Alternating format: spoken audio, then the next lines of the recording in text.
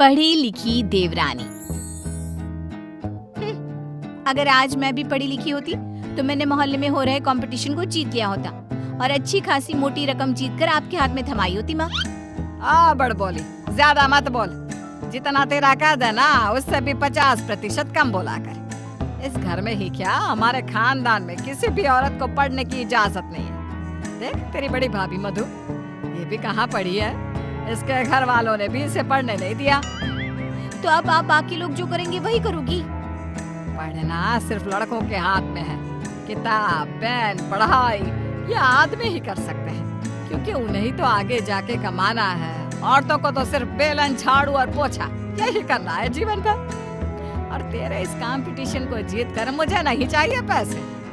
मेरा बड़ा बेटा सागर अब कमा रहा है और छोटा बेटा तेज भी अपने कॉलेज की पढ़ाई के बाद कमाएगा ही।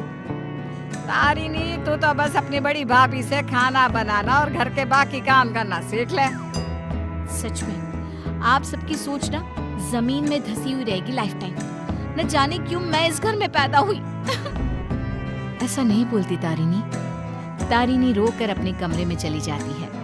पाठक परिवार में आज तक किसी भी लड़की ने पढ़ाई नहीं की और सिर्फ लड़कों को ही इजाजत दी जाती है, लड़कियों को नहीं। बिंदु के 2 बेटे होते हैं। बड़ा बेटा सागर जो एक अच्छी नौकरी करता है और उसकी बीवी मधु है, और छोटा बेटा तेज जो अभी कॉलेज में अपने लास्ट ईयर की पढ़ाई पूरी कर रहा होता है। बिंदु और यशराज ने कभी अपनी बेटी तारिणी को पढ़ने नहीं दिया, जिसकी शिकायत वो आज तक करती है। तेज को अपने कॉलेज में प्रीति नाम की एक लड़की से प्यार हो जाता है। प्रीति, वो दरअसल मुझे ये बात तुमसे बहुत समय से कहनी है। कल इकोनॉमिक्स के क्लास के बाद मैं तुम्हारे लिए रुका भी था, लेकिन तुम चली गई। बोलो ना तेज, क्या हुआ? क्या कहना है तुम्हें? प्रीति, मुझे तुमसे प्यार हो गया है। क्या तुम मुझसे शादी करोगी? देखो, हम पिछले 5 साल से एक दूसरे को जानते हैं। आई नो तेज, जैसे तुमने अपने जज्बातों को मन में छुपा के रखा, वैसे मैंने भी छुपाया। मैं भी तुमसे प्यार करती हूँ, लेकिन मैं तुमसे शादी कैसे कर पाऊंगी? क्यों? कौन रोक रहा है हमें? जहाँ तक मुझे पता है हमारे शहर में लड़कियों को पढ़ने नहीं देते, ना ही पढ़ी लिखी लड़कियों से शादी करवाई जाती है। तुम्हारी बहन तारिणी भी नहीं पढ़ पाई ना अब तक। आई नो, फिर तुम्हारी माँ कैसे मानेंगी? तुम इस सब की चिंता मत करो। I'll fix that all। बस भरोसा और हिम्मत रखो। तेज घर जाकर अपने माता पिता बिंदु और यशराज से बात करता है इस बारे में, और प्रीति के बारे में जानकर बिंदु और यशराज कहते हैं, तू बोरा गया है क्या लल्ला? देख, ये सब हमारे घर में ही नहीं, राज घरानों में भी होता है। अब प्रीति के माँ बाप होंगे फिर पूरी, लेकिन हम नहीं। हाँ बेटा, ये शादी कतई नहीं हो सकती। शादी में लड़का आगे और लड़की पीछे होती है। वैसे ही जीवन में भी पत्नी पति से एक कदम पीछे ही होनी चाहिए। ठीक है, अगर आप लोगों को ये सही लगता है तो मैं भी वही करूंगा जो मुझे सही लगता है। अब आप सब मेरा मरा हुआ मुंह ही देखोगे। गंगाजल तैयार रखिएगा। हाय हाय लल्ला, ये तो क्या बोले जा रहा है? पागल हो गया है क्या? तेज अपनी जिद से पीछे नहीं हटता और वो पूरे 1 महीने तक बिंदु, यशराज और अपने बड़े भाई सागर को मनाने में ही लगा रहता। तब कहीं जाकर कुछ महीनों बाद वो सब राजी होते हैं और कॉलेज की पढ़ाई खत्म होते ही 1 साल बाद तेज और प्रीति की शादी हो जाती है।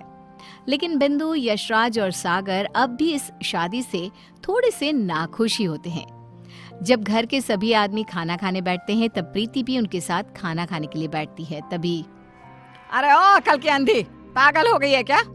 अरे माना कि तुम एक पढ़ी लिखी लड़की हो, लेकिन इसका मतलब ये तो नहीं ना कि घर के और ससुराल के तौर तरीकों का पालन भी ना किया जाए। खाना पहले घर के आदमी खाते हैं और फिर औरतें खाती हैं, दोनों एक साथ नहीं बैठे, समझ गई? लेकिन मम्मी जी, ऐसा क्यों? मेरा मतलब खाना तो सबका एक ही होता है ना, तो सब अलग अलग बैठकर क्यों खाए? प्रीति, तुम चलो ना रसोई में, चलो, सबके लिए कटोरी में खीर परोसनी है। लेकिन मधु दीदी। प्रीति, माँ और मधु जो कह रही हैं वो सब सुनो। तेज, अपनी बीवी को कुछ समझाओ। प्रीति गुस्से से उठकर रसोई में चली जाती है और मधु के साथ खीर को कटोरियों में परोसने में लग जाती है। प्रीति, हम इस घर की बड़ी बहू हैं, उसके बावजूद भी हमें हर मामले में, हर काम में पीछे रखा जाता है, जूती की नोक पे रखा जाता है, क्योंकि हम पढ़े लिखे भी नहीं हैं। अब सोचो, हम बड़ी बहू होकर भी हमारा ये हाल है, तो तुम्हारे साथ क्या क्या होगा। मधु दीदी, आप पढ़ी लिखी नहीं हो, इसमें आपकी कोई गलती नहीं है, लेकिन ये जो कुछ भी हो रहा है ना, आदमी और औरत का भेदभाव, ये सब बहुत ही बेकार और इलॉजिकल है। आज दुनिया कहां से कहां पहुंच गई है। आज के जमाने में औरत आदमी के साथ कदम से कदम मिलाकर चलती है। खैर, अब हम और कर भी क्या सकते हैं, लेकिन हम अपने आप को बहुत भाग्यशाली मानते हैं। क्यों मधु दीदी? क्योंकि हमारी एक पढ़ी लिखी देवरानी जो है। हाँ, आपको पता है मधु दीदी, आप ना बहुत क्यूट हो, आपको किसी की नजर ना लगे। जब सभी हॉल में एकत्रित होते हैं, तभी बिना घूंघट ओढ़े प्रीति को देखकर, प्रीति बहू, अब क्या तुम्हारे लिए दीवार पर बड़े अक्षरों में इस घर के तौर तरीके लिखवा दिए जाए हैं? अब क्या किया मैंने? आप हमेशा राशन पानी लेकर क्यों चढ़ जाती हो मुझ पर mummy ji? I just don't understand. Preeti बहू, आज तुम बगैर घूंघट के दिख गई हो। आइंदा से अगर ऐसा बिना घूंघट के दिखी ना, तो मुझसे बुरा कोई नहीं होगा। मधु बहू को देखो, सोते समय भी घूंघट ओढ़े ही सोती है, नींद में भी ये हमारे आदेशों का पालन करती है। और हाँ, एक और बात कान खोल कर सुन लो, आइंदा से बड़ों से और अपने इर्द गिर्द के आदमियों से इतनी बदतमीजी से बात नहीं करना, और इस घर की 4 दीवारों में सिर्फ और सिर्फ सरल हिंदी भाषा का ही प्रयोग होगा, अंग्रेजी भाषा नहीं गूंजनी चाहिए। तेज, अपनी धर्म पत्नी को समझा कर रख। प्रीति निराश हो जाती है और अपने कमरे में चली जाती है। रात में वो तेज से कहती है, तेज, ये सब क्या हो रहा है? तुम्हारे घर वाले इतने पागल कैसे हो सकते हैं? अगर मुझे ये अंदर की बातें पता होती ना, तो मैं कभी तुमसे शादी नहीं करती। I married you just because तुमने कहा कि तुम्हारे घर वालों को मुझसे कोई ऑब्जेक्शन नहीं है। हाँ, तो वही हुआ ना, वो कुछ बोले क्या तुम्हारी पढ़ाई लिखाई पर? अब बाकी कुछ रूल्स रेगुलेशंस है घर की लड़कियों और बहुओं के लिए, अब उन्हें तो फॉलो करना ही होगा ना। आई नो वो थोड़े बहुत गलत है, लेकिन अब हम और कर भी क्या सकते हैं। एक दिन जब यशराज दूध वाले का हिसाब कर रहा होता है, तभी ये 3 हफ्ते जुलाई महीने के और 2 हफ्ते अगस्त के, तो कुल मिलाकर पूरे हुए। अरे बिंदु, जरा हमारे ड्रॉअर में से कैलकुलेटर तो लेकर आना। जी अभी लाती हूँ। बिंदु कैलकुलेटर लाती है और तभी प्रीति भी वहाँ आती है और यशराज को हिसाब करते देखती है। ओफो, ये कैलकुलेटर चल क्यों नहीं रहा? मैं हिसाब कैसे करूँगा? 5 हफ्तों का हिसाब मिला जाए तो बनते हैं 680 रुपए, क्योंकि हमने 3 रविवार और 4 मंगलवार को दूध नहीं लिया था रघु भैया से, तो उस हिसाब से यही हिसाब बनता है। मैंने अपने माइंड में ही 1 मिनट में कैलकुलेट कर दिया है। प्रीति बहू, तुझे 1000 बार कहा है ना, रसोई में ही रहा कर। अरे आदमियों के काम में क्यों हर बार अपनी टांग अड़ाने आ जाती है? आइंदा से ये हिसाब किताब वाले काम में तू बिल्कुल भी ध्यान नहीं देगी। चल दफा हो यहाँ से अब। न जाने कौन सी घड़ी थी वो जब तेज को इससे प्यार हुआ। बेवकूफ है हमारा बेटा। इस तरह फिर से प्रीति को चुप कराकर रसोई में भेज दिया जाता है। कुछ दिनों बाद प्रीति जब बाजार से घर लौटती है, तब वो घर पर सबको मधु पर चिल्लाते हुए देखती है और मधु बेचारी फूट फूट कर रोई जा रही थी। सब तुम्हारी गलती है, तुम्हारी वजह से ही मैं बाप नहीं बन सकता कभी। पता नहीं क्यों आई तुम मेरी जिंदगी में, पनौती हो तुम, पनौती।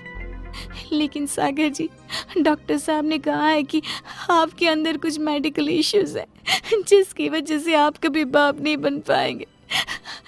अब इसमें हमारी क्या गलती है? ओए मधु, ज्यादा ऊंची आवाज से बात मत कर। वही तो। प्रीति से अपना गुस्सा कंट्रोल नहीं किया जाता और वो तुरंत अंदर आकर चिल्लाती है, बस, आप सबको ये क्या हो गया है?